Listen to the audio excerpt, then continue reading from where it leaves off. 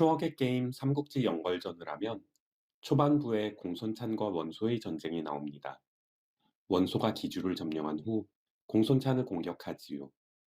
이때 공손찬의 병력은 원소의 10분의 1 수준으로 엄청난 열세이지만 유비삼형제의 활약으로 무승부를 거둡니다.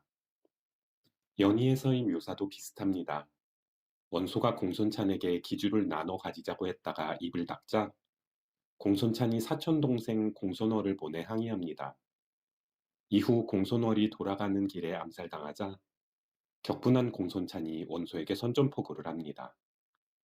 하지만 공손찬은 장수 병력 모두 원소에게 열세로 고전을 면하지 못하지만 유비삼형제의 활약으로 한숨 돌립니다.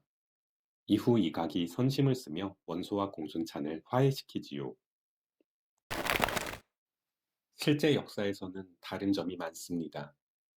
지금부터 설명드리는 내용은 후한서 공손찬전, 위서 공손찬전, 후한서 원소전 등을 종합한 것입니다.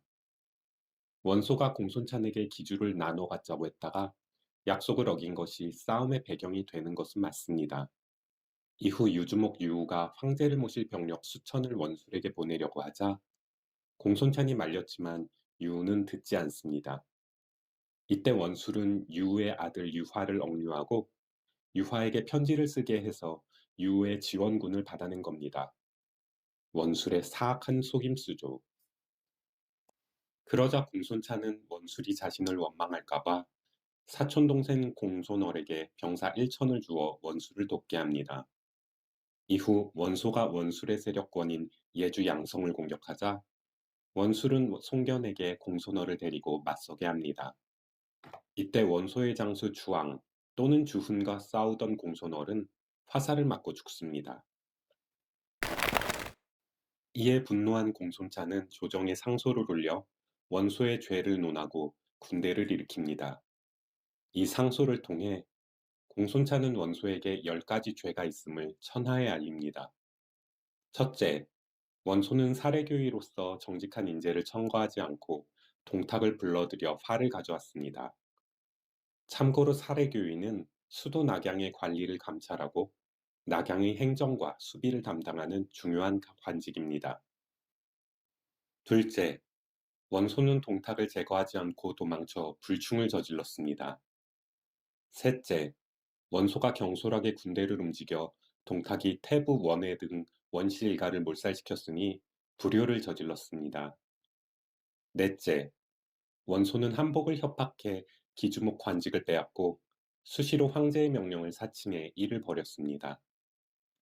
다섯째, 원소는 이렇게 황제를 사칭하며 왕망처럼 황제가 될 것을 꿈꾸고 있습니다. 여섯째, 원소는 최거업에게 천문을 살피게 하고 노략질을 일삼았습니다. 일곱째, 원소는 함께 거병한 유훈이 많은 공을 세웠지만 죄 없는 유훈을 죽였습니다. 여덟째, 원소는 전 상국태수 고원, 감릉상 요공에게 돈을 요구하고 이들을 죽였습니다. 아홉째, 원소는 어머니가 천한 종인데도 원씨 일가를 대표하며 높은 관직을 차지했으니 예법과 의에 어긋납니다. 열 번째, 장사태수이자 예주자사인 송견은 동탁을 도벌하고 황제의 묘를 보수하는 큰 공을 세웠습니다. 하지만 원소는 주왕에게 예주자사 자리를 훔치고 손견의 군량 보급을 끊게 했으니 이로 인해 손견이 동탁의 숨통을 끊지 못했습니다. 그리고 후장군 원술이 매번 말하길 원소는 원씨 일족이 아니라고 합니다. 참고로 원술은 천한 어머니를 둔 원소가 원씨 적통이 된 것을 분하게 여겼습니다. 이 10가지 죄목은 중복되는 부분도 있고 과장된 부분도 있지만 원소의 잘못을 예리하게 지적하고 있습니다. 특히 원소가 동탁을 불러들여 한나라를 혼란에 빠뜨린 건 부정할 수 없는 사실이죠. 이후 공손찬이 대군을 거느리고 반하에 주둔하니 기주의 많은 성주들이 공손찬에게 성문을 열어줍니다. 이때 공손찬의 위명이 엄청났기 때문에 기주 사람들이 싸워보지도 않고 항복한 건 자연스러운 일이었습니다. 당시 실전 경험이 많은 군벌로 공손찬과 동탁을 꼽을 수 있는데 둘은 그 성향이 달랐습니다.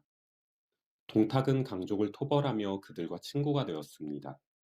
동탁은 강족과 싸울 때는 싸웠지만 그들을 자신의 전력으로 삼으려고 애썼습니다. 반면 공손찬은 오한족을 원수로 여기며 몰살시키려 했습니다. 타협의 여지가 없으니 오한족도 목숨을 걸고 공손찬에게 맞설 수밖에 없었고요. 결국 공손찬은 격렬한 전투를 끊임없이 치러야 했습니다. 따라서 당시 한나라 최강자는 공손찬이라고 볼 수 있었습니다. 원소도 공손찬이 두렵기는 마찬가지였지요. 원소는 공손찬의 사촌 동생인 공손범을 발해태수로 임명하며 공손찬에게 머리를 숙입니다. 하지만 원소의 계책은 통하지 않았습니다. 공손범은 발해의 병력을 손에 넣자마자 원소에게 칼끝을 돌립니다. 기세가 오른 공손찬은 엄강을 기주자사, 선경을 연주자사, 전해를 청주자사로 임명하고 곳곳에 태수와 현령을 부임시킵니다.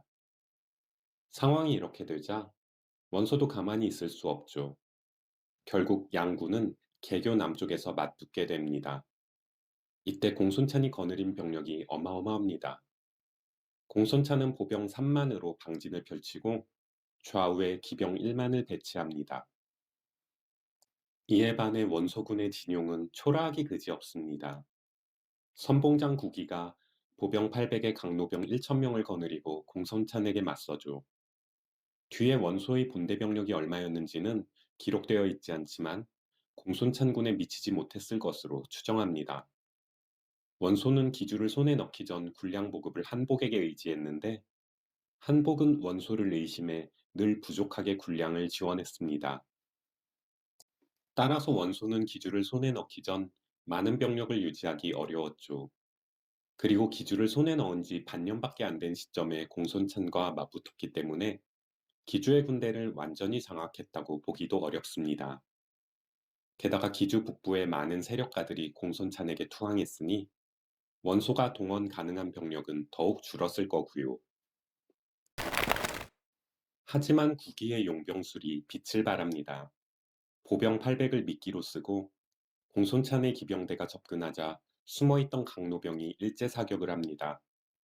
이에 공손찬의 기병대는 큰 혼란에 빠지니 국의 보병 800이 적진을 휘젓습니다. 국의 보병 800은 적장 엄강을 비롯해 적의 병사 1천여 명의 머리를 베며 기세를 올립니다. 공손찬의 후속 병력이 개교다리에서 맞서보지만 기세가 오른 국의를 막을 수는 없었습니다. 국의의 군대가 본영까지 쳐들어와 대장기를 뽑아버리자 공손찬이 말머리를 돌려 달아나지요. 이후 방심한 원소가 후방에서 편히 쉬다가 공손찬의 기병 2천에게 포위당해 위험에 처하는 것은 연희와 같습니다. 전풍이 원소에게 담장 뒤에 숨을 것을 권하자 원소가 두건을 땅에 던지며 대장부가 싸우다 죽을지언정 어찌 담장 뒤에 숨겠는가 라고 소리치죠. 그러자 용기를 얻은 원소의 강력병들이 일제사격을 하고 국기가 돌아와 공손찬의 기병대를 물리칩니다. 이렇게 개교 전투는 원소의 대승으로 끝이 납니다. 다음해 192년 공손찬이 용주로 쳐들어오지만 원소가 또다시 물리칩니다. 이때 공손찬은 유비를 평원고당현, 선경을 평원평원현, 도겸을 동군 발간에 배치해 원소를 견제하고 있었는데 원소는 조조와 함께 이들을 모두 격파합니다. 이에 공손찬은 개로 후퇴하고 기세가 오른 원소는 최거업에게 수만 병력을 주어 공손찬을 추격하게 합니다. 최거업이 탁군 고안을 포위했지만 공손찬이 수비로 일관하자 소득 없이 후퇴합니다. 그러자 공손찬은 기다렸다는 듯이 보병과 기병 3만을 이끌고 추격에 나서지요. 공손찬은 거마수에서 최거업의 군대와 큰 싸움을 벌이고 마침내 대승을 거둡니다. 이때 죽은 최거업의 병사가 7천에서 8천 명에 이르렀다고 합니다. 전세를 뒤집은 공손찬은 전해와 유비를 청주 제국에 파견하고 원소와 치열한 전투를 벌입니다. 하지만 무의미한 소모전이 계속되고 백성들의 삶만 괴로워지죠. 해가 넘어가 193년이 되자 장안의 황제가 태복 조기를 파견해 화해를 권합니다. 그러자 공손찬이 원소에게 편지를 보내 화해를 청하고 원소가 이를 받아들여 휴전이 이루어집니다. 이후 원소는 맏아들 원담을 청주자사로 임명해 제국으로 파견하고 전해는 원담에게 패해 북쪽으로 달아납니다. 그 다음 이야기는 앞선 동영상에서 말씀드린 바 있습니다. 공손찬이 유우를 살해한 후 역경에서 쥐새끼처럼 숨어 지내다가 자살을 하지요.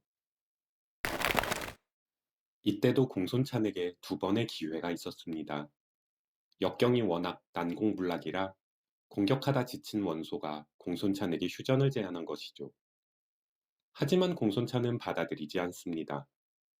그러자 원소는 198년부터 역경에 총공세를 가했고 공손찬은 상황을 반전시킬 계책 하나를 내놓습니다. 흑산적에게 원군을 요청해 원소군을 견제하고 자신은 정예기병을 이끌고 우회해 원소군의 배후를 치는 것이었습니다.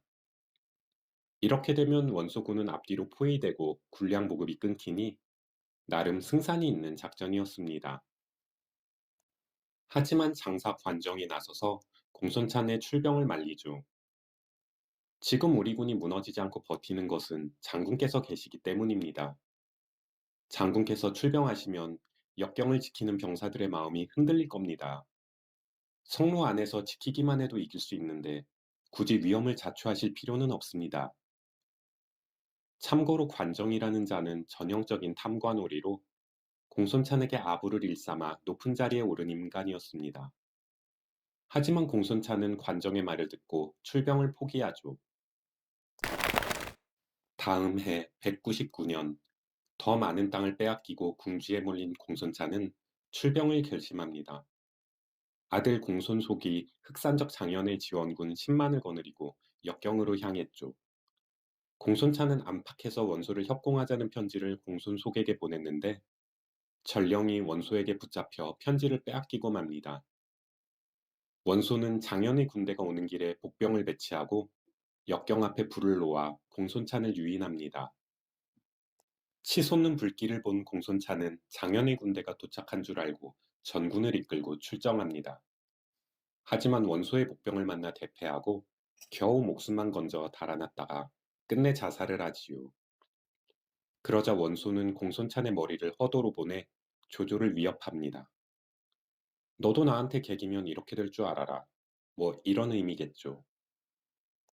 이처럼 기주, 청주, 유주, 병주를 둘러싼 공손찬과 원소의 하북쟁탈전은 원소의 승리로 끝이 납니다. 공손찬은 원소보다 압도적인 군사력을 자랑했지만 인재를 쓸 줄 모르고 민심을 얻지 못해 허망하게 패하죠. 다음 시간에는 청주와 인연이 있는 장수, 멋진 이름을 가진 태사자에 대해 살펴보겠습니다. 삼국지 연의에 태사자의 기막힌 일화가 빠져 있어서 이것을 알려드리려고 합니다. 감사합니다.